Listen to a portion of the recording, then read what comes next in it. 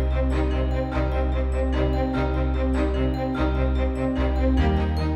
bien, bonjour les acteurs joyeux, ici la solution ambassadrice de la joie. Tu es une maman qui vient de découvrir qu'elle était sous emprise.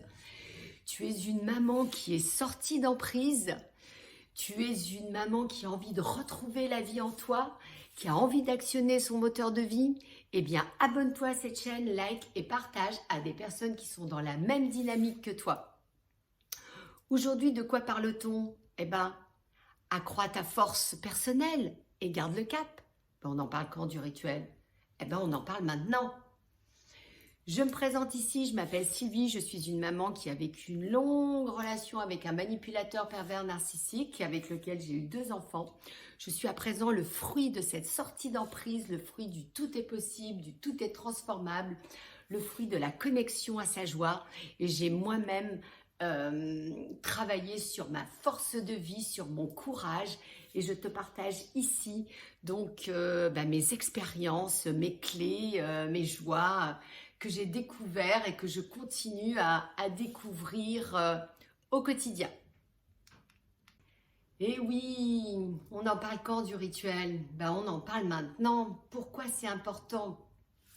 Parce que garder le cap, rester centré pendant les grandes périodes de souffrance était une priorité pour moi. Et qu'est-ce que j'ai fait pour ça? Ben, j'ai mis en place des rituels dont je vais te parler plus loin dans la vidéo et surtout un que j'ai mis en place. Parce que pendant ces périodes de souffrance où tu traverses le désert, où tu es toute seule, tout le monde est parti, j'en ai déjà parlé dans plusieurs vidéos, eh bien tu peux pleurer, oui tu pleures.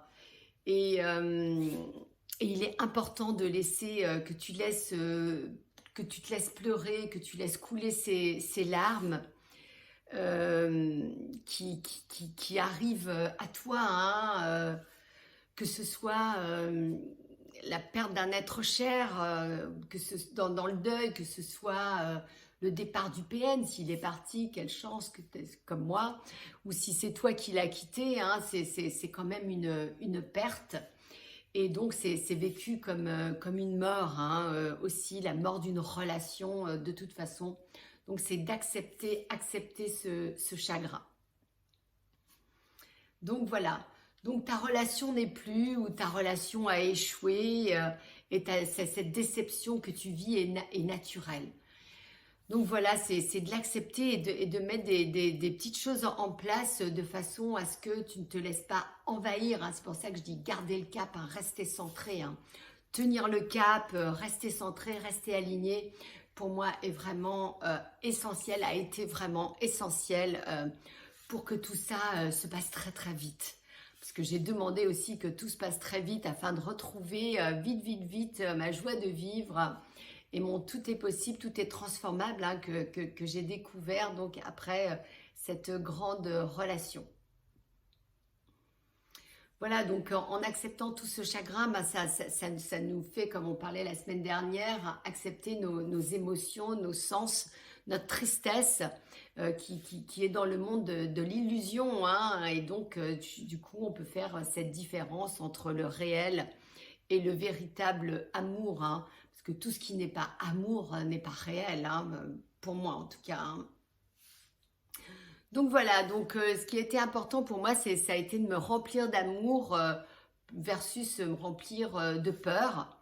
Parce que cette peur, elle nous empêche de recevoir. Elle nous empêche de recevoir quoi? Elle nous empêche de recevoir l'amour, elle nous empêche de recevoir de l'abondance. Voilà, elle met vraiment des barrières à qui on est vraiment.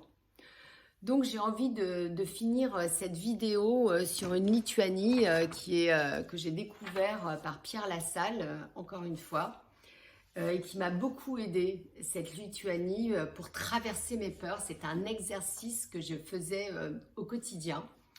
Et je vais te lire, donc c'est vraiment à répéter plusieurs fois et à lire et à relire pour que ça s'imprègne en toi et pour que ça rentre à l'intérieur de toi. Donc voilà, je me positionne ici et puis j'imagine que ma peur, elle est en face de moi. Je veux m'extraire de la peur, car la peur tue ma pensée et mon esprit. La peur est la petite mort qui conduit à l'extinction de ma conscience et à la perte de mon humanité. J'affronte ma peur. Je la laisse passer à travers moi en demeurant détachée et transparente. Puis, lorsqu'elle est passée sur son chemin, il ne reste plus que moi dans la lumière. Voilà, donc j'avais envie de te dire ça et vraiment je faisais le geste, hein, là, que les pas, que cette peur me traversait, hein, parce qu'elle n'est pas moi, la peur, on a vu au niveau des émotions, ce sont des émotions. Donc je la laissais vraiment traverser et cette peur, je la mettais en face de moi, je la nommais, hein. Et puis, par exemple, tu peux dire ce chagrin, cette honte que j'ai eue, cette culpabilité, et tu cites ce que c'est. Et puis, tu lis ça et tu la traverses vraiment. Tu la traverses. Et du coup, tu te retrouves dans la lumière et tu te retrouves vraiment, détaché de tout ça. Voilà, c'est important, c'est un des rituels que j'ai fait. Après, j'en ai parlé dans d'autres vidéos, je mettais des post-it partout, j'écrivais dans ma salle de bain, hein, je suis assez et je m'aime. Et donc, après, on peut se découvrir, hein, l'amour de soi, hein, qui on est vraiment à l'intérieur de soi. Voilà, donc, et je finirai ma vidéo sur ta force, c'est la foi en la vie. Si tu as foi en la vie, tu as la force. Tu as la force de garder ce cap. Garder ce cap qui va te permettre, hein, d'aller dans l'éveil de toi, qui va te permettre de transformer et d'aller dans le tout est possible, tout est transformable. Eh bien voilà les acteurs joyeux, mon partage de la semaine. Écoute, si ça résonne en toi, merci de le partager. Et ou si ça peut aider des personnes également à garder le cap et cette force. Eh bien, pour cette semaine, je te souhaite le meilleur, que le meilleur t'accompagne et surtout, quand est-ce que tu passes à l'action? Quand est-ce que tu découvres ton moteur de vie? Que tu allumes ta flamme en toi? Eh bien, c'est maintenant. À très vite.